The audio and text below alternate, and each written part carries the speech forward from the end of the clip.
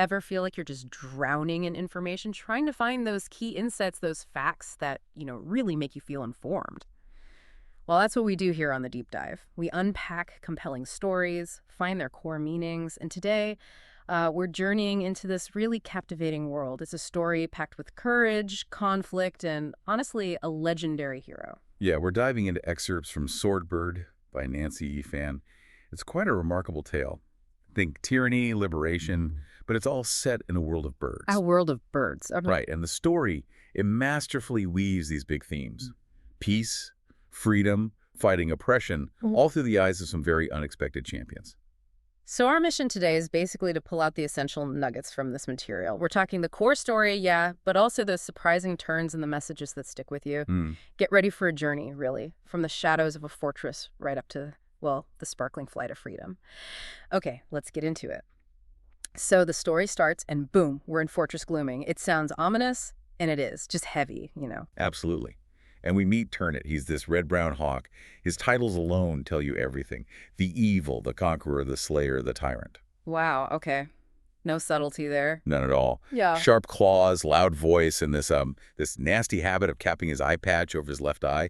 He just radiates menace. And there's this quote, right, from his book. Yes. His book of heresy, it says, "Darkness nourishes power."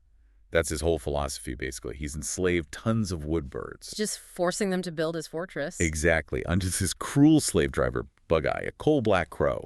And Turnatt's ambition is huge. He wants to rule the whole forest with millions of slave birds. There's even this detail about him messily eating roasted fish, juices running down his beak. It's visceral. Shows his crudeness. Okay, so he's a major problem, but maybe not the only problem initially? Right, that's a key point. We shift over to Stone Run Forest, and here you've got cardinals, led by Flameback, and blue jays, led by Skylion. And they're fighting each other. Bitterly. Which is tragic, because they used to be good friends. Their kids, their hatchlings played together. Now it's stolen eggs, stolen food, war parties. No, Flameback does say no hurting, which is interesting. A little restraint. A little, yeah. But the conflict is real, and it makes you ask why. Why this sudden fighting? An elder blue jay, Glenn, he asks Skylion, how long can we go on fighting our old friends? That hits hard, doesn't it? It really does, and it perfectly sets up the theme from their old scripture. This ancient bird wisdom. A forest split in two cannot stand. Their division makes them so vulnerable. And Glenna also mentions Swordbird. He does. This mystical white bird. A myth, really, that you can summon with something called a Leasorn gem. It's just a legend at this point, though. Meanwhile, back at the fortress, conditions are bad for the slaves. Deplorable. Chained up, leaky compound, half rotten. Just awful. But even there, this old sparrow, Talassus, he sparks an idea. He says, they must escape. A dangerous idea. Extremely. So who's brave enough? Who can slip past Bug-Eye and get help from the other woodbirds? And this is where Miltin comes in. Exactly. Miltin, a young robin, he volunteers, and he's, quiet, seems maybe a bit weak physically, but he's got these agile legs and lean frame and these big, shining eyes. There's a strength there. A different kind of strength. Precisely. It's that quiet conviction. He embodies that line from the old scripture. Birds are born to have wings. Wings are symbols of freedom. He is their hope for freedom, stepping up when no one else dares. So Miltin comes up with a plan, a distraction. A clever one. He pretends he needs firewood, then fakes a cry about a falcon to distract Turnatt's captain, this guy Slimebeak. Slimebeak, great name. Right. So Miltin gets away exhausted, but he manages it. And then he runs into Aska, a blue jay. And she's just had her own narrow escape from Turnatt's slave catchers. Okay, so they meet. What happens, though? This is the big reveal, the aha moment for everyone, including you listening. Miltin tells Aska straight up, Turnatt ordered his soldiers to cause trouble by stealing eggs and food from you and the cardinals. Whoa, so their whole fight was manufactured. A deliberate manipulation by Turnatt to keep them weak and divided. It's a powerful moment. Aska immediately gets it, the sheer gravity of it. Right. She just asks urgently, which way is north? She needs to warn everyone. And she doesn't hang around. No time to waste. She flies right into the battle still happening between the Blue Jays and Cardinals. It's intense. Skylion is about to strike a killing blow, but he hesitates. He's remembering Glanna's words. Peace is more important. And Aska shouts, Stop! We have been fooled by a ruthless hawk. We shouldn't be fighting, be friends.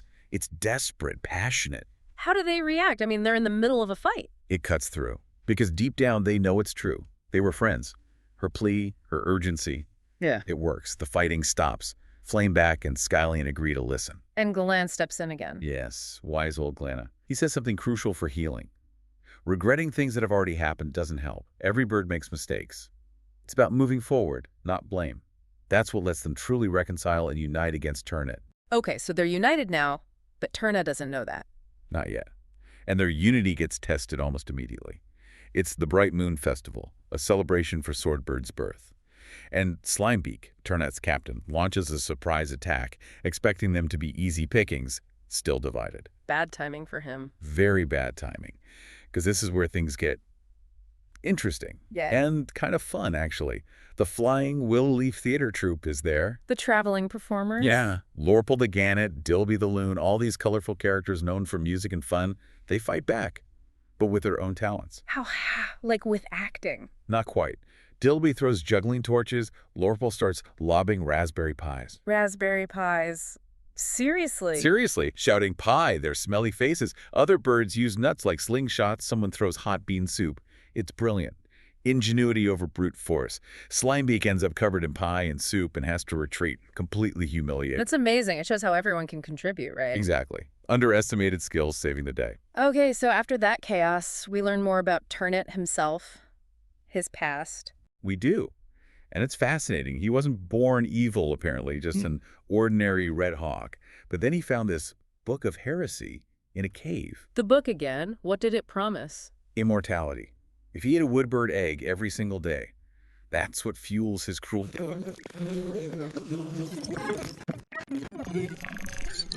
Corrupted him. Completely.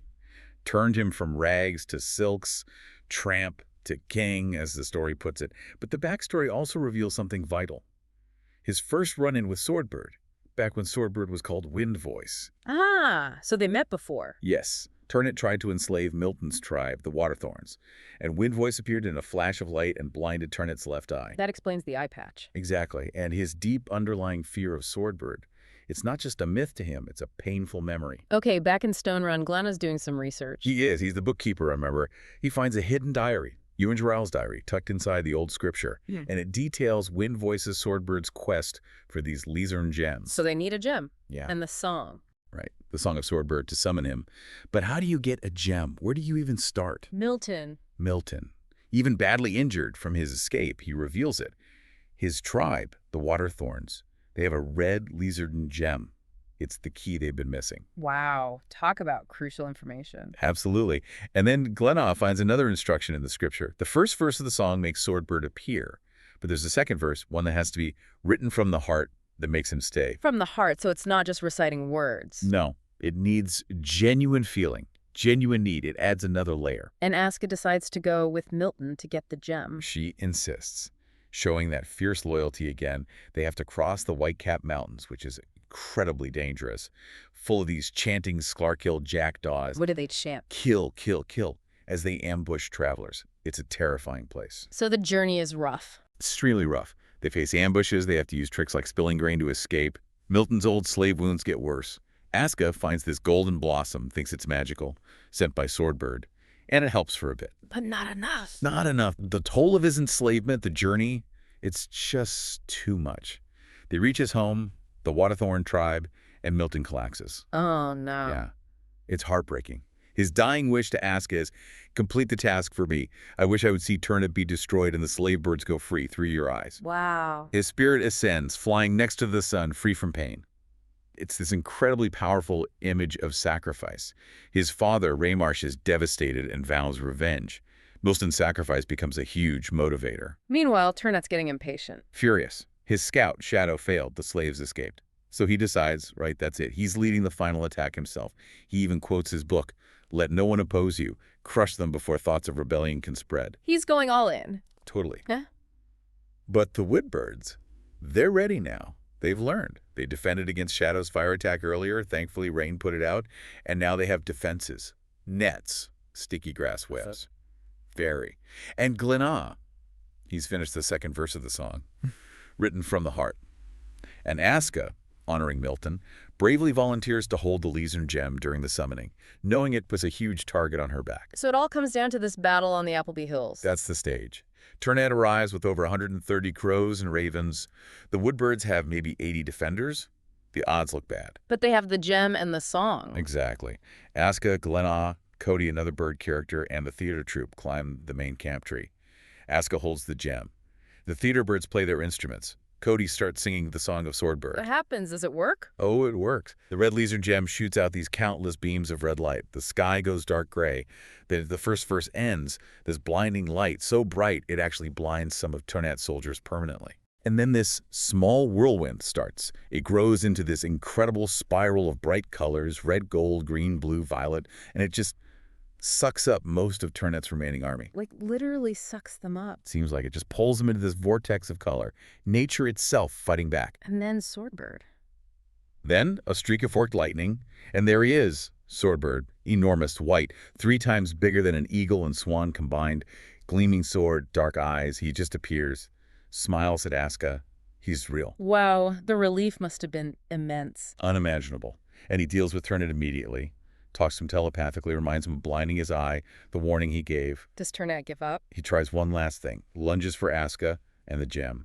But a hidden woodbird hits him with a spear first. Then Swordbird steps in, uses his sword, and Turnatt is just incinerated because a ball of flame. Gone. Just like that. Just like that. Tyranny extinguished. Then Swordbird gives this profound message, again, telepathically. Peace is wonderful. Freedom is sacred. As long as there is peace and freedom, there is tomorrow. Farewell, friends. I will always watch over you. A promise? A promise. He flies off, leaving a rainbow behind. It beautifully echoes the old scripture. No joy can be compared to that of being free. And the night isn't over yet. Nope. The woodbirds, full of triumph, fly straight to Fortress Glooming. They're chanting, "Free the slave birds." The guards still there just flee in terror. They know Turnatt lost. So the slaves are finally free. Finally. Their chains had literally worn into their flesh. It's a powerful moment of liberation. And then the freed slaves lead everyone to a hut. And guess what's inside? Let me guess. The stolen food. All of it. Apples, seeds, nuts, blueberries, even the exact eggs the cardinals and blue jays were fighting over at the beginning. Wow. Talk about bringing it full circle. Shows how pointless that fight really was. Exactly. It wasn't scarcity. It was manipulation and hoarding by Turnatt. Yeah. A really potent symbol. So jumping ahead, what's the legacy? What does Stone Run look like later on? The story jumps 8 seasons later. We hear from Glenna again. He's now the head of the Stone Run Library. And get this, the library is Fortress Glooming. They turned the fortress into a library. That's incredible symbolism. Isn't it?